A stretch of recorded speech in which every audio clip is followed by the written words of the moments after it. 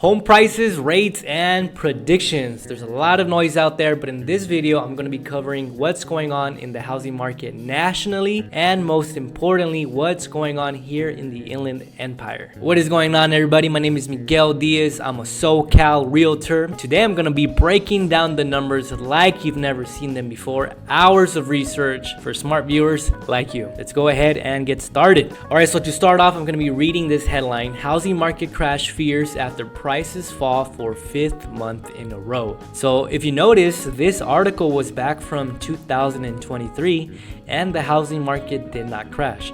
So a lot of times these headlines, they know that fears sell. They use fear tactics to get you to click on the links or to get viewers in. Ultimately, we have to educate ourselves. We can't trust sources like these. As you can see, this was in 2023 and the housing market didn't crash. So we need to look at the data. So that's what I'm going to be covering in this video, the actual data. So one of the most important things that you need to take away is that these headlines, they don't reflect what's going on here locally. So what's happening in Riverside County is different than what's happening in Houston, Texas. What's happening in Las Vegas, Nevada is different to what's happening in Buffalo, New York. So you need to focus on what's going on locally. This one stat explains why your home value is safer than you think. Did you know that 82.8% of US mortgages have an interest rate of under 6% and over half are under 4%? So what does this mean? It means that homeowners, they're not really in a rush to sell.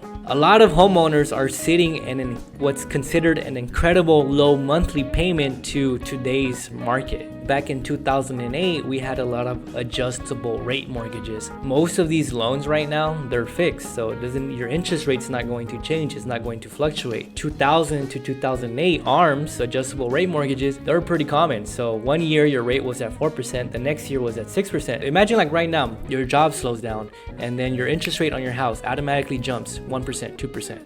Your mortgage payment just got more expensive after your hours just slowed down. Of course, you're going to be stressed. So one of the major differences right now is that people's mortgage payments are staying the same. They're not desperate to sell out of necessity compared to back then. Wells Fargo warns worrying housing market indicator is at a level not seen since the Great Recession. There is a silent force keeping home prices from crashing, and most people don't even know it exists. One of the biggest data points that a lot of people leave out is that this time now, compared to the last recession, is that homeowners are sitting in a ton of equity. So check this out. Almost 70% of homeowners have either paid off their home or have over 50% equity. 39% own their home free and clear, and nearly 30% have more than 50% equity in their mortgage. That means that a lot of these homeowners, they're in very strong positions. So if the market does come down 10%, they're still fine. They're still going to be fine. Their investment is still safe. This market nowadays is built on equity. It's not built on risk. Can home prices still come down though? Absolutely. Home prices can still come down, but let's not confuse home prices coming down for a market crash. If you are waiting for a better rate, a recession might be your best chance. Here's what most people don't realize. A recession usually means falling mortgage rates. So let's take a look at this chart, for example. During the last 6 recessions, rates went down every single time. 1980, 4.25%. 2008, 1.13%. Even 2020, 1%. So if you're waiting for a lower rate, a slowdown in the economy is actually what you're waiting for. What about recessions and home prices? A lot of people believe that a recession automatically means falling home prices. Well, let's look at the data because that's not the case. As a matter of fact, 5 out of the last 6 recessions, home prices actually increased. In 1980, prices went up 6.1%. 2001, up 6.6%. 2020, prices up 6%. The only outlier was 2008, but 2008 was due because of bad loans. You had no income, no problem, you get a loan. They would ask you how much you make. 50,000. You know what? You want a house, but you make 100,000. Buyer will put 100,000, it gets approved. Here you go look for a house. If you had no income, bad income, you still got a house. So a recession does not necessarily mean that home prices are going to come down, nor does it mean that we're heading for a housing collapse. The data speaks for itself. There is a new hidden threat to your home's value, and it isn't the market. It's actually your insurance bill. So let's look at inventory nationwide. So nationwide listings are up 17.3% compared to last year, and that's that yellow line you see on that chart. But if we zoom out, we're still actually below 2017, 18, and 19 levels. What's interesting is if inventory grows 10%, we're just barely matching what we saw inventory levels back in 2020. So the market is not really oversupplied. Buyers right now, they do have more options though, but we are still far away from what we used to consider what normal levels were. The difference right now that we need to pay attention to is this. California homeowners are preparing for a sharp spike in insurance premiums. Rates are expected to rise by an average of 21% in 2025, on top of a 10% increase last year. I do not see anybody talking about that.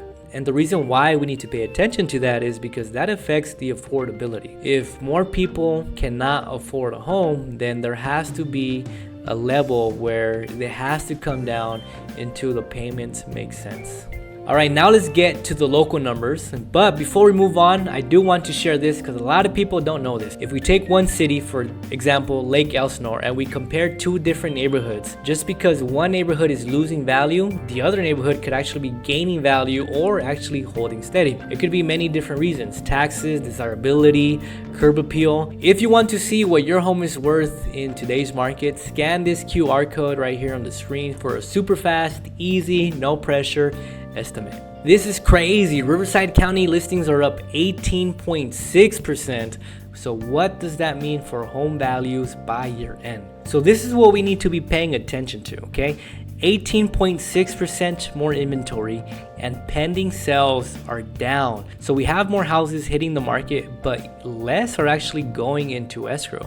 Closed sales are also down 4.2%. Days on market are up 14.3%, which is normal. If new listings are up and pending sales are down, days on market are bound to go up. But this is what is interesting. Listings are up by a lot. They're not all going into escrow. As a matter of fact, very few of them are actually entering escrow. But the average sales price and median sales price are actually up compared to last year. So even though there's a lot more inventory, even though there's less homes going in escrow, home values are holding pretty strong. And that is interesting because if you look at the inventory of homes for sale, it's up 28%. Month supplies of inventory is up 27%. So there's something that most people are familiar with, and that is the law of supply and demand. The more supply, the less demand typically means a lower value for a product. But this is not the case for Riverside County. The median price, the average price, is actually up. It's not by much, but it's holding pretty steady. Before I continue, I do want to mention the fact that March is the latest data that I have. If you want to be kept up to date to what's going on in the housing market here in Riverside County, I do plan on making more of these videos. If you want to keep up to date with what's going on in the housing market from now going forward, go ahead and subscribe.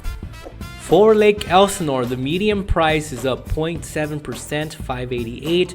Home sales are down 15, almost 16%, and active listings, wow, they're up almost 73%. Median days on market are up 21%, which is still pretty low compared to the average Riverside County days on market, which is 48. For the city of Menifee, the median price is actually down 6.4%, which is very interesting because Menifee is a desirable city. Home sales, they're up though 8.3%, and active listings, they're up 53.8%. Median days on market 35, still lower than Riverside County's average 48. And percent of active listings with reduced prices, 45%. I want to share with you guys some quick realtor knowledge. What happens sometimes is a lot of times these home sellers, they're unrealistic to what their home is actually worth. What I've noticed sometimes when I take lists, because I specialize in homes that didn't sell the first time, and a lot of times agents tell the seller what they want to hear. So a seller might be delusional, uneducated about what their home might be worth, and the agent just tells them, yes, we could get it sold for that price, just so they could get the listing agreement signed, and then they know in the back of their heads that they're going to be lowering the price in a couple of weeks or in a couple of months. There's a difference between telling you what you want to hear and telling you what you need to hear.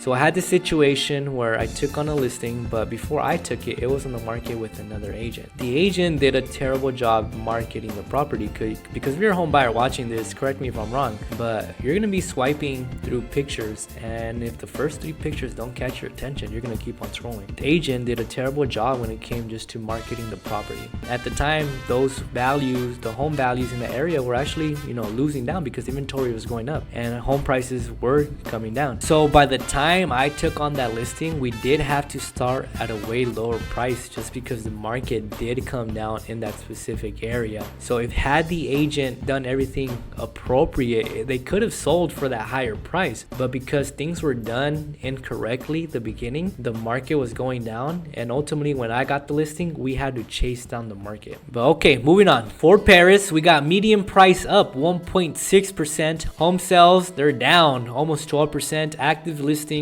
76, 46% more active listings from last year. Median days on market 22, way lower than the average of Riverside County's 48. And this is what's interesting. So we are up 46% in active listings, and only 26% have reduced prices. If you think the market's going to crash, you need to take a look at this shocking shift in Menifee. In 2008, there was 80 sales, and 52 of them were short sales and foreclosures. So 52 distressed sales. Wow. In 2025, there was 142 sales, but only 2 were distressed sales. There's an estimated 20 to 25% of Menifee property owners have no mortgage. Their homes are completely owned free and clear. Let's take a look at Lake Elsinore. There's more stability in Lake Elsinore's housing market than most people realize, and here's proof. In March of 2008, there was 61 sales, and 50 of them were short sales and foreclosures. That is a huge chunk. Look at this orange. Crazy how the majority of sales back then were just distressed properties. In March of 2025, there were 63 homes that closed. So that only 2 more compared to 2008. That is crazy. Only 2 more. The market was a lot more different. I'm pretty sure a lot of people were just terrified back then. Fast forward to today, there's only 1 distressed sale that happened in March. And approximately 30% of owner-occupied homes here in Lake Elsinore are owned free and clear now. Wow. Alright, so what about Perris? Is Perris becoming one of the most stable housings here in the IE? In March of 2008, there were a total of 51 closings, and 41 of those were distressed properties. In 2025, there were 67 properties that sold, and 0 of them were distressed. This could be one of the reasons why Perris, compared to the other cities here in the IE, has the lowest percentage of price reductions when it comes to active homes. So if you're watching this video and you're trying to ask yourself, when is the right time to sell? Well, selling isn't about perfect timing, it's about smart strategy. Ultimately, that starts with your goals. And if you're watching this video trying to figure out when is the best time to buy, the best time to buy is when you can afford it. We're not going back to 20-cent cheeseburgers, right? That's not how inflation works. And a lot of people I come across say that homes are really expensive, but if you compare home values here to Orange County, LA County, and San Diego, they're way more expensive. So here is technically still considered affordable. A lot of people don't know this, but the reason why those areas are more expensive here is because the population, the demand, the supply started over there first. So there's a lot of old money being circulated through the sales of real estate. So here we could get to that level. It's just going to take time. And if we look at Americans' perception of the best long-term investment, it is still real estate. And for those of you that want to invest but might feel like real estate is still very expensive and you can't afford it, I recommend you look into what an IUL is with living benefits. So the way that it was explained to me is it's a safe growth vehicle with a ceiling and a floor. So your money can grow up to 10 to 12%, and if the market ever tanks, there's a floor. That means your money is safe. It's not going to tank. So unlike a 401k, if the market goes down 20%, with an IUL, if the market goes down 20%, there's a floor. You're not gonna lose money. You're protected by a 0% floor. And after you do your research and look this up, if you feel like it's something you want to invest in and you want the number to the person who personally helped me out, I'm gonna provide my email here on the screen. Just go ahead and email me, mention that you saw this video, and I'll just connect you to the person that helped me with mine. And that is it, guys. Thank you for watching. If you enjoyed this video and you realize that, wow, there is a lot of great data, go ahead and show me some love. Subscribe, like, comment. I spent hours trying to put this together for smart viewers like you trying to get educated. If you want more of this type of content, go ahead and let me know. I do this research all the time because I sell houses, and now I'm just kind of sharing it out publicly. And if you're interested in what your home might be worth, again, there's going to be a QR code right here on the screen, and go ahead and scan that for a no pressure, fast, easy estimate on your home's value. And if you're thinking about buying, I made it really easy. There's going to be a link down below. It's going to be a home buyer questionnaire. It's going to ask you a bunch of questions. Well, actually, it's not even a bunch of questions. Very few questions about your situation. And at the end, it's going to ask for a date and time that we can meet in person or on Zoom. So if you're interested in buying a house, you want me to personally help you out, go ahead and click the link. And that is it, guys. Hopefully you guys liked the video, and see you on the next one.